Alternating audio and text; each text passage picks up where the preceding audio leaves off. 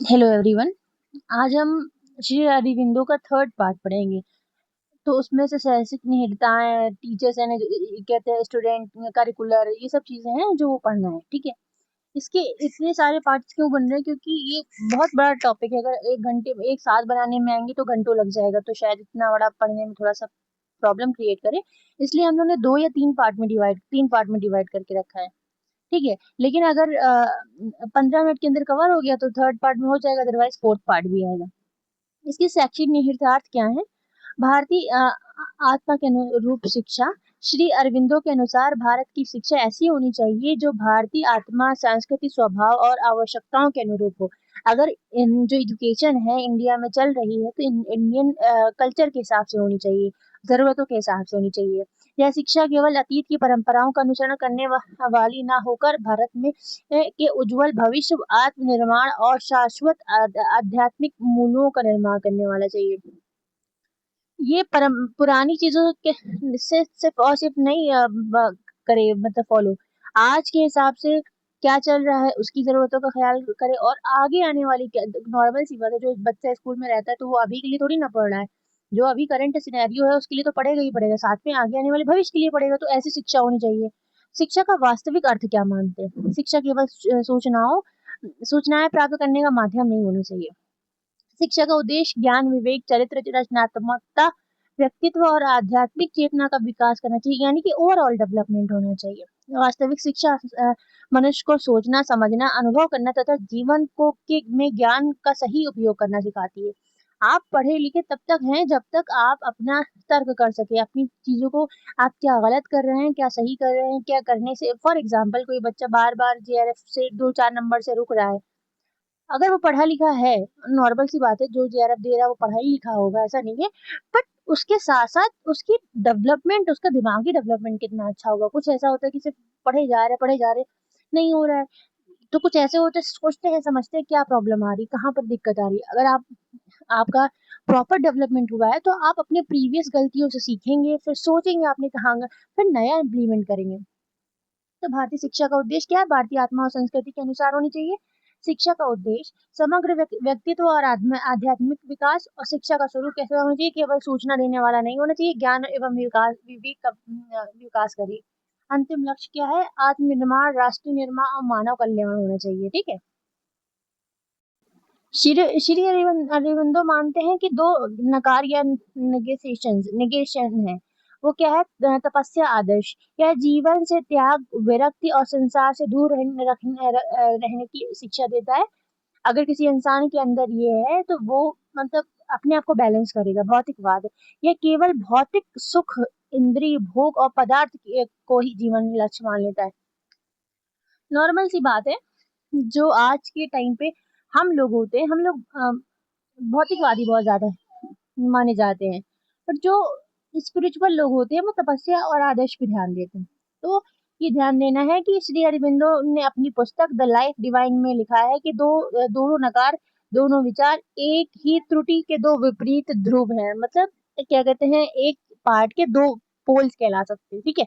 तो ये बस इतना याद रखिएगा कि उन्होंने दो नकार या दो नेगेशन दिए हैं। कौन कौन से हैं? तपस्या एंड क्या कहते हैं, भौतिकवाद। ठीक है। तपस्या में क्या होता है? आत्मा अपना इंसान सबको छोड़ के, और ये मेंशन कहाँ? द लाइफ डिवाइन में। और भौतिकवाद जो ऐसा मटेरियल पे ध्यान रखती है। ओके।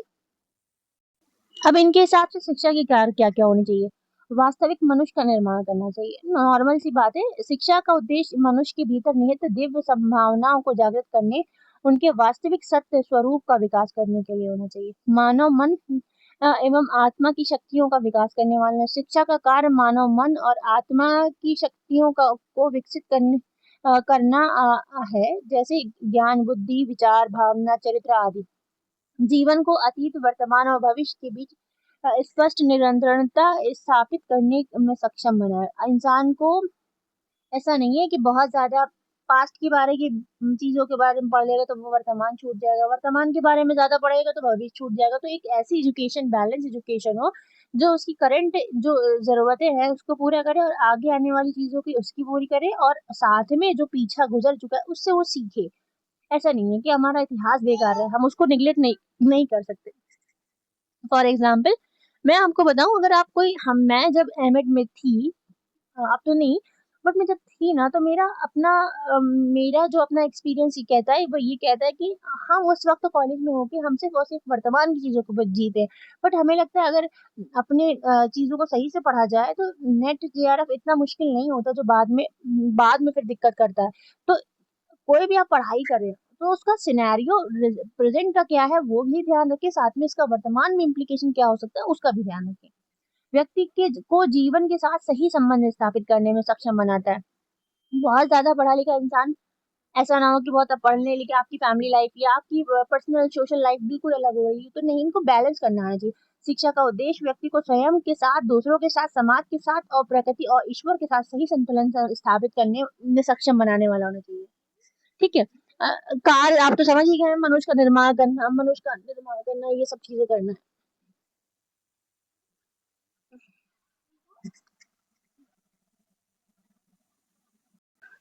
अब ये इंटीग्रल एजुकेशन क्या है, समन्वित शिक्षा क्या है?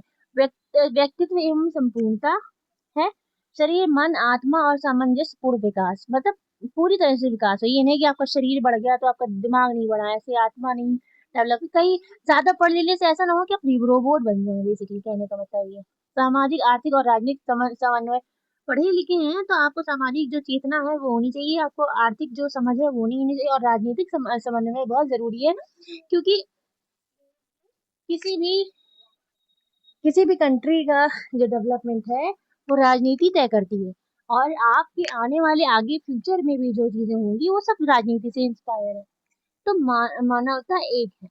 उन्होंने स्वयं को योग और वेदांत में डुबोया, पूर्व और पश्चिम में समन्वय संश्लेषण को विकसित किया, और आत्मा और पदार्थ विज्ञान और वेदांत का समन्वय स्थापित किया। उनका कहना ये था, ठीक है।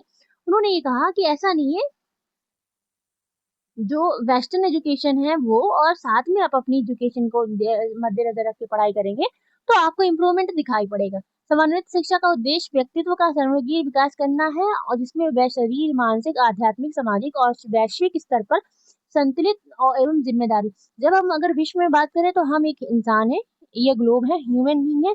जब हम अपने कंट्री में आते हैं तो उसके बाद हम बन जाते हैं, अब इंडियन बन जाते हैं, और उसके बाद जब हम अपने घर या फैमिली में फिर हम एक हमारी जो कम्युनिटी है हम वो बन जाते हैं। तो मेरे कहने का मतलब ये, वो ये कहते हैं कि आप अपनी कम्युनिटी विशेष या आप मैं क्या हूँ उससे हम बनने की तैयारी करें।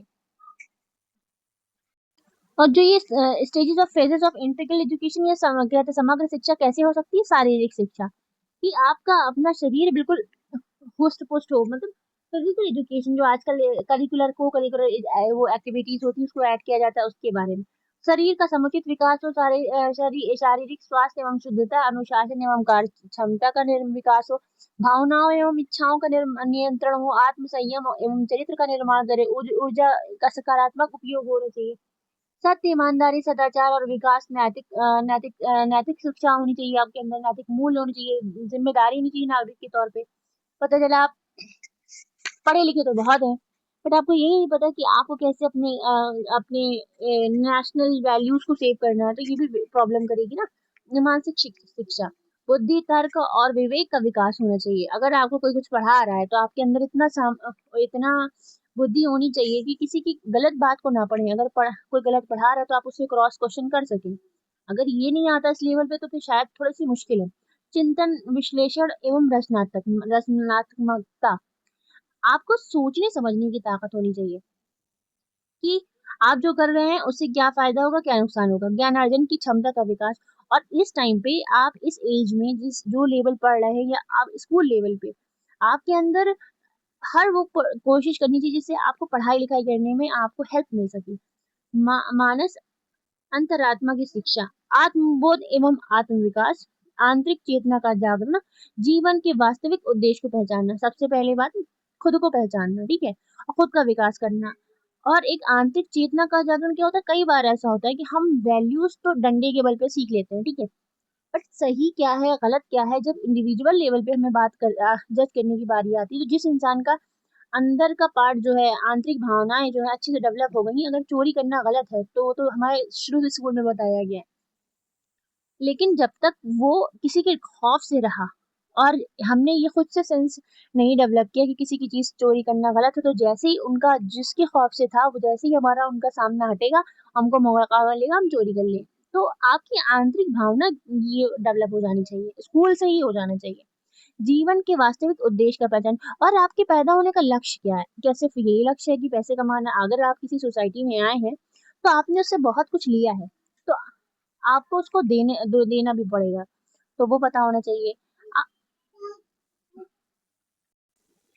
अब बात आती है आध्यात्मिक शिक्षा, ईश्वर एवं परम सत्य का अनुभव, आत्म साक्षात्कार, मानवता एवं विश्व कल्याण की भावना।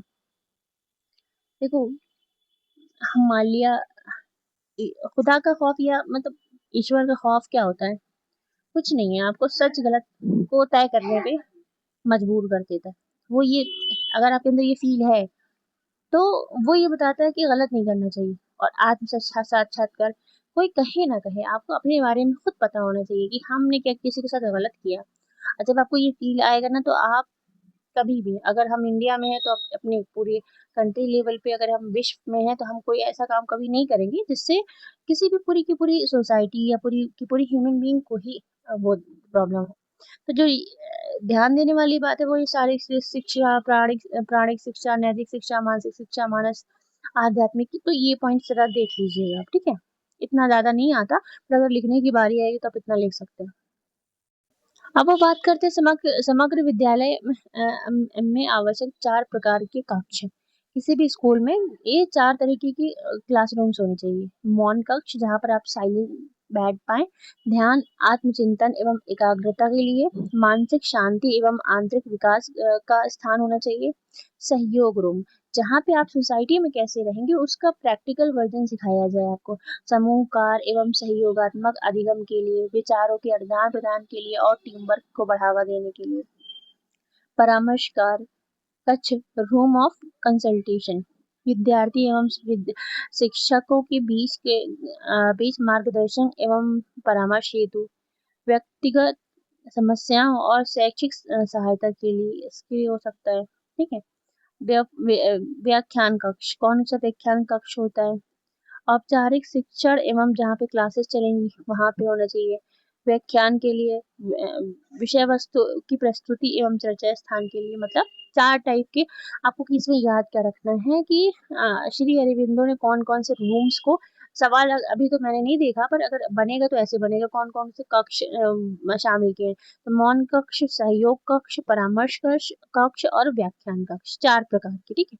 आप ये याद कर सकते हैं। मौन कक्ष का काम ध्यान एकाग्र करना, आत्मचिंतन, सहयोग कक्ष का काम क्या समूह कार्य एवं ये सहयोगात्मक अधिगम करना, परामर्श कक्ष मार्गदर्शन और शैक्षिक परामर्श देना, व्याख्यान कक्ष जैसे क्लासेस चलती है उसके लिए होना। आपको अब इस ये आगे की जो प्रोसेस है वह हम लोग 4th वीडियो में पढ़ेंगे क्योंकि लंबा होता जा रहा है इसलिए। आपको मेरा वीडियो अच्छा लगा तो आप लाइक कर सकते हैं, सब्सक्राइब कर सकते हैं। Thank you.